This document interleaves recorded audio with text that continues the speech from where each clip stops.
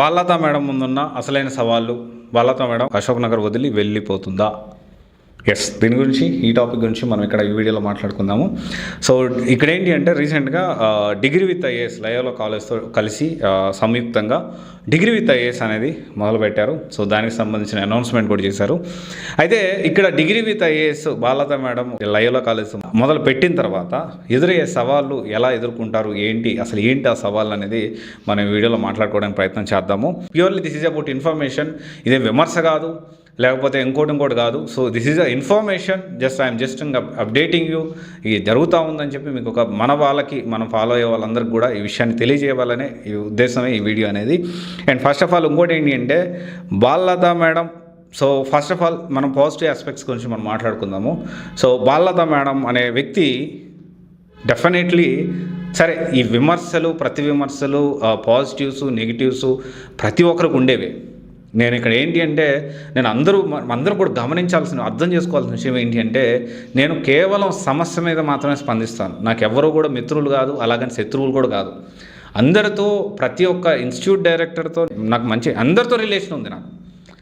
కాకపోతే ఇక్కడ ఏమవుతుందంటే ఒక సమస్య వచ్చినప్పుడు ఈ రిలేషన్ని పక్కన పెట్టి నేను స్పందించడానికి ప్రయత్నం చేస్తాను. That is very important. కానీ చాలా వరకు ఇన్స్టిట్యూట్ డైరెక్టర్స్ కూడా దాన్ని మెల్లగా యాక్సెప్ట్ చేస్తున్నారు నన్ను. అంటే ఓకే, ఈ ఇష్యూ మీద మాట్లాడాడు, ఆ ఇష్యూ మీద మాత్రమే తనకు ఇబ్బంది ఉంది, కానీ నాతో ఎలాంటి ఇబ్బంది లేదు అనే ఒక పాజిటివ్ దృక్పథంతో అందరు ఇన్స్టిట్యూట్ డైరెక్టర్స్ కూడా ఎవాల్వ్ అవుతున్నారని నాకు అనిపిస్తూ ఉంది. ఎందుకంటే ఇంతకుముందు నేను ఒకరి గురించి పాజిటివ్గా మాట్లాడి ఉండొచ్చు, కానీ తర్వాత సమస్య వస్తే మాత్రం దాన్ని ఖచ్చితంగా నేను ఎండగడతాను, ప్రశ్నిస్తాను. అలాగని చెప్పి నేను మళ్ళీ వాళ్ళ గురించి ఒక విషయం మీద స్పందించాను, వాళ్ళని విమర్శించానంటే ఇంకా ఫర్దర్గా మళ్ళీ ఇంకా వాళ్ళ గురించి పాజిటివ్స్ ఉన్నా నేను చెప్పనని కాదు. వాళ్ళ గురించి పాజిటివ్ ఉంటే ఓకే, ఇది పాజిటివ్ థింగ్స్, నెగిటివ్ ఉంటే ఓకే, ఇవి కరెక్ట్ కాదు అని నాదైన శైలిలో ప్రతి ఒక్క విషయం మీద అశోక్ నగర్లో స్టూడెంట్స్కి సంబంధించింది మాత్రమే నేను మాట్లాడతాను. వేరే రాజకీయాలు నాకేం అవసరం లేదు. ప్యూర్లీ అశోక్ నగర్ స్టూడెంట్స్ కానీ, విజయవాడ కానీ, సాఫ్ట్వేర్ సంబంధించి కానీ, లేదా గ్రూప్ 1 సంబంధించి, గ్రూప్ 2కి సంబంధించి కానీ, కేవలం స్టూడెంట్స్ పాయింట్ ఆఫ్ వ్యూ, ఒక స్టూడెంట్స్కి గొంతుగా నేను తయారవుతాను. కానీ ఏ ఇన్స్టిట్యూట్ అంటే ఈ ఇన్స్టిట్యూట్ మనతో మంచిగా ఉంది కాబట్టి ఆ ఇన్స్టిట్యూట్ గురించి మనం పాజిటివ్గా మాట్లాడదాం, ఈ ఇన్స్టిట్యూట్ గురించి మనకు అట్లేం లేదు. సమస్య వచ్చిందంటే నేను ఒకవేళ ఆ ఇన్స్టిట్యూట్ గురించి పాజిటివ్గా చెప్పుండొచ్చు ఇంకొక వీడియోలో, but it doesn't mean that so completely వాళ్ళు తప్పు చేస్తే నేను వాళ్ళని క్వశ్చన్ చేయనని కాదు. ఓకే, సో ఇది ఒకటి అందరూ గుర్తుపెట్టుకోవాలి. అయితే ఇక్కడ బాలలత మేడం విషయం చూసుకుంటే ఈ ప్రతి విమర్శలు పాజిటివ్స్ నెగిటివ్స్ అనేవి అందరికీ ఉంటాయి.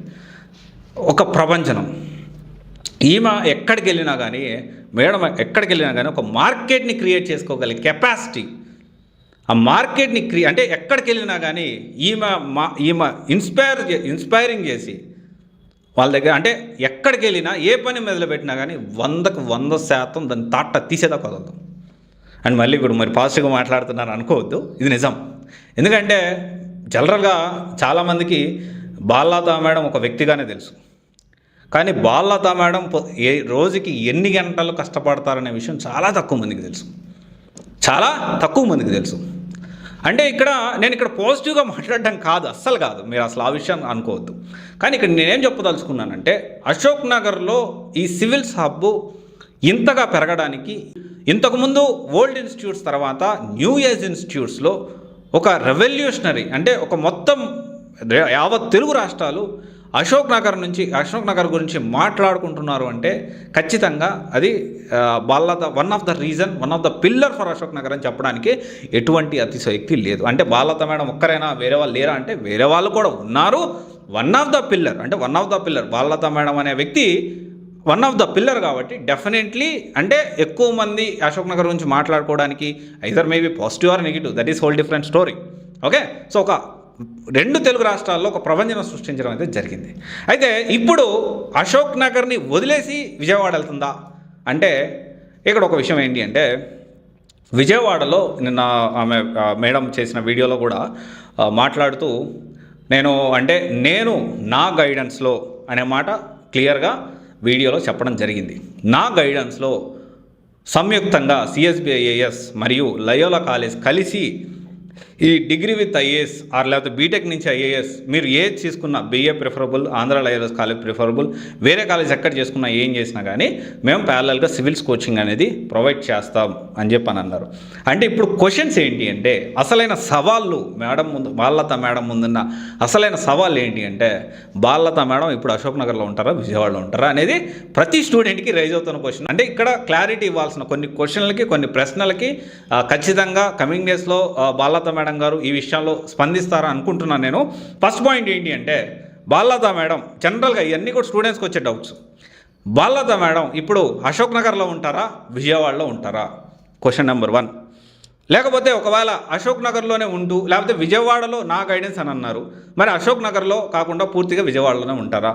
ఒకవేళ ఉంటే టీమ్ ఆఫ్ సిఎస్బి ఎలా ఉంటుంది, ఎలా ఆపరేషన్స్ కండక్ట్ చేయబోతుంది అనే విషయం క్లారిటీగా అందరికీ తెలియాల్సిన అవసరం ఉంది. ఎందుకంటే Balalatha madam degree with IAS మొదలుపెట్టింది అని వెంటనే చాలామంది పేరెంట్స్ కానీ పిల్లలు కానీ జాయిన్ అవ్వడానికి సిద్ధంగా ఉంటారు. ఖచ్చితంగా జాయిన్ అవ్వడానికి సిద్ధంగా ఉంటారు. ఎందుకంటే మేడం ఉంది కాబట్టి పోయి జాయిన్ అయిపోవాలి, మేడం ఉంది కాబట్టి డిగ్రీ విత్ ఐఏఎస్ మేడం ఖచ్చితంగా చేస్తుంది, మేడం మీద నమ్మకంతో చాలామంది జాయిన్ అయ్యే వాళ్ళు ఉంటారు. సో వాళ్ళందరికీ కూడా ఖచ్చితంగా ఈ విషయాలు తెలియాలి. ఇంకొకటి విషయం ఏంటి అంటే ఇప్పుడు ఈ డిగ్రీ కానీ బీటెక్ కానీ అన్నీ కూడా లయోలా కాలేజే చూసుకుంటుంది. So definitely so civils point of వ్యూలో ఎట్లా ఉంటుంది స్కెడ్యూలు, ఆ స్కెడ్యూల్ అనేది క్లియర్గా చెప్పాల్సిన అవసరం ఉంది. అంటే ఈ స్కెడ్యూల్ని ఎలా మేనేజ్ చేయాలి అనేది బాలలత మేడం ముందన్న అసలైన సవాల్. అండ్ డెఫినెట్లీ ఆ సవాల్ని ఆమె స్వీకరించగలుగుతుంది, దాన్ని నెగ్గు రాగలుగుతుంది నమ్మకం నాకు కూడా ఉంది, చాలామంది స్టూడెంట్స్లో కూడా ఉంది. దాంతోపాటు ఇక్కడ మనం ఇంకొన్ని విషయాలు మనం తెలుసుకోవాలి. యాక్చువల్లీ ప్రీవియస్లీ లయోలా కాలేజీ 2018లో ALS IASతో టైఅప్ అయింది, ఆ తర్వాత శంకర్ IASతో ఇలా వేరే వాళ్ళతో కూడా టైఅప్ అయ్యి ఈ డిగ్రీ విత్ ఐఏఎస్ ఈ ప్రోగ్రామ్ అనేది కంటిన్యూ చేస్తుంది. కానీ ఈ CSBతో ఇప్పుడు కొత్తగా టైఅప్ అయింది. మరి ఇది ఎంతకాలం ఉండబోతుంది? లాంగ్ టైం అంటే ఒకవేళ మధ్యలో మళ్ళీ ఇప్పుడు ఎందుకంటే CSB బాలలత మేడం చూసి చాలామంది లయోలా కాలేజీలో డిగ్రీ విత్ ఐఏఎస్ తీసుకోవడానికి సిద్ధంగా ఉంటారు. వాట్ ఇఫ్ ఇన్ కేస్ వీళ్ళ టైఅప్ అనేది ఎంతకాలం ఉంటుంది, లేకపోతే ఒకవేళ ఇబ్బంది అయితే ఈ ఏమన్నా గ్లిచ్ వచ్చిందంటే CSB సపోర్ట్ లేకపోతే బాలలత మేడం సపోర్ట్ ఎంతవరకు ఉంటుంది? సో అది క్లియర్గా ఉండాల్సిన అవసరం ఉంది. అండ్ ఇక్కడ ఇంకొకటి వచ్చేసి వీళ్ళు ప్రీవియస్గా మాట్లాడుతూ sociology, Geography, public administration so ఇలా కొన్ని ఆప్షనల్స్ అనేవి ALSతో కలిసి అప్పుడు వీళ్ళు కండక్ట్ చేయడం జరిగింది లయోలా కాలేజ్. అయితే ఇప్పుడు ఏమేమి ఆప్షన్స్ అనేవి వీళ్ళు ఫోకస్ చేయబోతున్నారు. డెఫినెట్లీ త్వరలో కార్యాచరణ కూడా రావచ్చు, దీని గురించి పూర్తి షెడ్యూల్ కూడా రావచ్చు. అయితే అతిపెద్ద సవాల్ ఏంటి అంటే ఇక్కడ డిగ్రీతో పాటు ఈ సివిల్స్ UPSC కోచింగ్ అనేది ఏ విధంగా మేనేజ్ చేస్తారు, ఈ లయోలా అండ్ CSB కలిసి కోఆర్డినేట్ చేసుకుంటూ ఏ విధంగా వీళ్ళు ప్రాపర్గా చేస్తారనేది అతిపెద్ద సవాల్గా మనం మాట్లాడుకోవచ్చు. దీంతోపాటు మార్నింగ్ నుంచి ఈవినింగ్ దాకా, ఎందుకంటే కొన్ని ఇన్స్టిట్యూషన్స్ చూసుకుంటే డిగ్రీ విత్ ఐఏఎస్ ఇన్స్టిట్యూషన్స్ చూసుకుంటే మార్నింగ్ నుంచి ఈవినింగ్ దాకా మొత్తం సూపర్విజన్ అనేది institute handle, degree with IAS ఎవరైతే హ్యాండిల్ చేస్తున్నారో డిగ్రీతో పాటు సివిల్స్ వీళ్ళ క్యాంపస్లోనే పెట్టుకొని చేసే వాళ్ళ సూపర్విజన్లో ఉంటారు. కానీ ఇక్కడ ఎవరు సూపర్విజన్లో ఉంటారు? ఎందుకంటే మార్నింగ్ స్టడీ అవర్స్ చూసుకున్నా, ఎందుకంటే civils is not a normal thing, అందరికీ తెలుసు చాలా లాంగ్ టైము, ఎర్లీగా స్టార్ట్ చేసి త్వరగా సక్సెస్ అవ్వచ్చు. కానీ దానికి ప్రణాళికాబద్ధంగా మనం ప్రిపేర్ అవ్వాల్సిన అవసరం ఉంది. అంటే మార్నింగ్ నుంచి ఎవరు సూపర్విజన్లో ఉంటారు? బాలలత మేడం గారు సూపర్విజన్లో ఉంటారా? మార్నింగ్ షెడ్యూల్, స్టడీ అవర్స్, క్లాసులు, మధ్యాహ్నం UPSC కోచింగ్ ఒకవేళ అలా ప్లాన్ చేస్తే వీళ్ళు, అండ్ ఈవినింగ్ మళ్ళీ study hours and weekly exams, degree exams, civils exams and వీళ్ళకి సంబంధించిన కల్చరల్ యాక్టివిటీస్, ఇదంతా కూడా ఎవరు సూపర్విజన్లో ఉంటారు? అండ్ లయోలా సూపర్విజన్లో ఉంటారా, లేకపోతే బాలలత మేడం గారు సూపర్విజన్లో ఉంటారా? ఇది ఖచ్చితంగా అసలైన సవాలని నేను అనుకుంటా ఉన్నా. తర్వాత వచ్చేసి ఒకవేళ మనం ఇదంతా కూడా ఇవన్నీ కొన్ని సామాన్యమైన సవాళ్ళు అండ్ డెఫినెట్లీ వీటన్నిటిని ఎదుర్కొని ఖచ్చితంగా విజయవాడలో కూడా విజయవంతంగా మేడం ఖచ్చితంగా ఈ సవాళ్ళని స్వీకరించి ఈ సవాళ్ళని ఎదుర్కొని నిలబడగలరని నాకైతే గట్టి నమ్మకం అయితే ఉంది. అండ్ డెఫినెట్లీ స్టూడెంట్స్ అందరూ కూడా ఏంటి అంటే ఖచ్చితంగా ఇవన్నీ మీరు గమనించాలి. అంటే ఇప్పుడు ఇంకొక విషయం ఏంటి అంటే డెఫినెట్లీ నేను ఒకటే చెప్తా ఉన్నా, ఇక్కడ పాజిటివ్ కాదు నెగిటివ్ కాదు, నేను న్యూట్రల్గా మాట్లాడడానికి ఏం జరుగుతుంది ఎలా జరగబోతుంది అనే విషయాన్ని ప్రతి ఒక్క ఈ ఎడ్యుకేషన్ సంబంధించి అశోక్ నగర్ లేదు, విజయవాడ లేదు, ఇంకోటి లేదు, స్టూడెంట్కి సంబంధించి ప్రశ్నించడానికే ఈ CYC అనేది మొదలుపెట్టాము. అండ్ దాన్ని తారతమ్యం లేకుండా తప్పు ఎవరు చేసినా ప్రశ్నిస్తాను.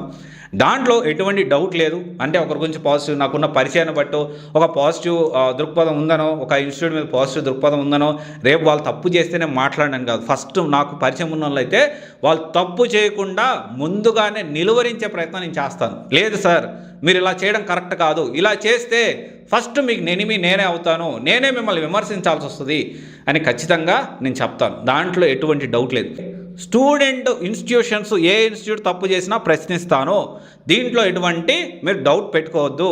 అలాగని నన్ను మీరు ఎనిమిలాగా ట్రీట్ చేయొద్దు. ట్రీట్ చేసినా ఐ డోంట్ కేర్, అస్సలు కేర్ చేయను మిమ్మల్ని. గుర్తుపెట్టుకోండి, మీరు స్టూడెంట్స్ న్యాయం చేశారా నా గొంతు మీకు ఉంటుంది, స్టూడెంట్స్కి అన్యాయం చేశారా నన్ను మర్చిపోండి, నేనే మీకు పెద్ద ఎనిమి అవుతాను. మిమ్మల్ని ప్రశ్నించేది ఫస్ట్ క్వశ్చన్ చేసేది నేనే. ఓకే, సో ఇది స్టూడెంట్స్ కూడా అర్థం చేసుకోవాలి.